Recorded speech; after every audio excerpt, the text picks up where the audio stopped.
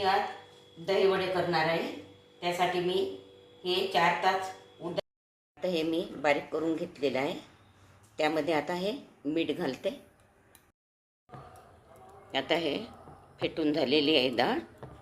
हे बघा, आता हे फेटून झालेली आहे डाळ.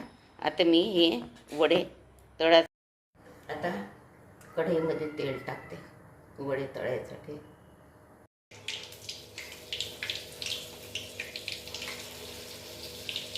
हे माझे दही वडे काढून झालेले आहे. आता हे पाणी कोमट केलेलं आहे. आता हे दही वडे भिजलेले आहे पाण्यामध्ये. आता याला मी हे यामध्ये पिठी साखर टाकून घेते, गोड दही करते.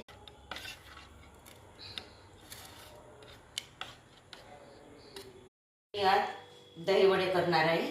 त्यासाठी मी हे 4 तास